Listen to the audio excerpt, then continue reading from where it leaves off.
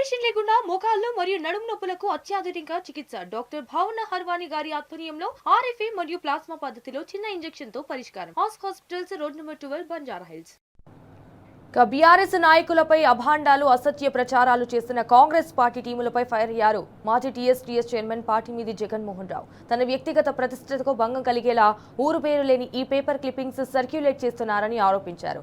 అయితే మాజీ డీసీసీ సభ్యుడు కాంగ్రెస్ పార్టీ కార్యకర్త శివపై కూడా ఆధారాలతో సహా కూకట్పల్లి పిఎస్ లో ఫిర్యాదు చేశారు. గతంలో ఎన్నిసార్లు ఫిర్యాదు చేసినా ఎఫ్ఐఆర్ కు మాత్రమే పరిమితం చేసి ఎంక్వైరీ చేయకపోవడాన్ని ప్రశ్నించారు.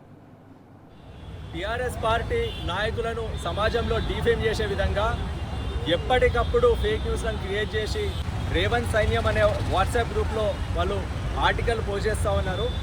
టీఆర్ఎస్ పార్టీ ఎమ్మెల్యే అయినటువంటి కౌశిక్ రెడ్డి గారి మీద గతంలో ఇట్లాంటి చర్యలకు పాల్పడ్డారు. అదేవిధంగా కొనతం దిలీప్ గారి పైన, కేటీఆర్ గారి పైన, కృషం గారి పైన, నా పైన, వై సతీష్ రెడ్డి పైన అదే పనిగా క్యారెక్టర్ అసాసినేషన్ చేసే విధంగా ఊరు పేరు లేని ఈ పేపర్లలో వార్తలు వచ్చినట్టుగా వాటిని క్రియేట్ చేసి వాట్సాప్ గ్రూప్లలో షేర్ చేస్తే దాన్ని కాంగ్రెస్ కార్యకర్తలు ఇష్టానుసారంగా దాన్ని సర్క్యులేట్ చేస్తున్నటువంటి పరిస్థితులు చూస్తూ ఉన్నాం.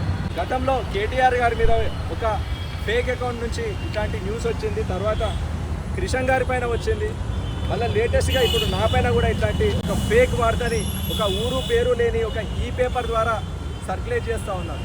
ఈ ఫేక్ న్యూస్ని అశ్వరావుపేటకి చెందినటువంటి కట్టా శివ అని ఒక మాజీ డీసీసీ సభ్యుడు కాంగ్రెస్ కార్యకర్త తన వాట్సాప్లో షేర్ చేసినటువంటి ఆ ప్రూఫ్ని కూడా జత చేసి ఈరోజు కంప్లైంట్ ఇవ్వడం జరిగింది.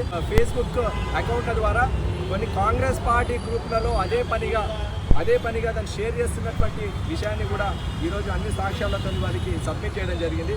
కాంగ్రెస్ పార్టీ తెలంగాణ గ్రూప్ అని చెప్పి ఒక ఫేస్బుక్ గ్రూప్ ఉంటుంది.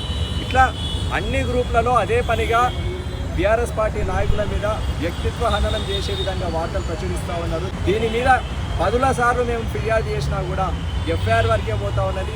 మేము పోస్ట్ చేసిన వాళ్ళని ప్రత్యక్షంగా మేము ఎందుకు ఇట్లాంటి చర్యలకు పాల్పడుతున్నారని మేము ప్రశ్నిస్తే ఈరోజు తిరిగి మా మీదనే కేసులు పెట్టి ఈరోజు చర్యలు తీసుకున్నటువంటి పరిస్థితులు చూస్తూ ఉన్నాము.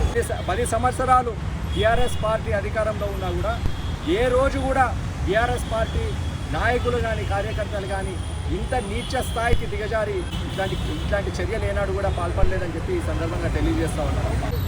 నాయకుల వ్యక్తిత్వ హననం చేసే విధంగా ఇట్లా ఊరు పేరు లేని ఈ పేపర్ల ద్వారా ఇట్లాంటి న్యూస్లను క్రియేట్ చేసి వాట్సాప్లలో, ఫేస్బుక్లలో, ట్విట్టర్లలో సర్క్యులేట్ చేస్తున్న దాన్ని మేము తీవ్రంగా ఖండిస్తూ ఉన్నాము.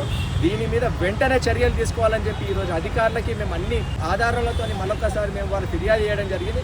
ఇప్పటికైనా అధికారులు ఎంక్వైరీ చేసి దీన్ని వెనక ఉన్నటువంటి సూత్రధారులందరినీ కూడా అరెస్ట్ చేసి వాళ్ళని చర్యలు తీసుకోవాలని చెప్పి డిమాండ్ చేస్తూ ఉన్నాం.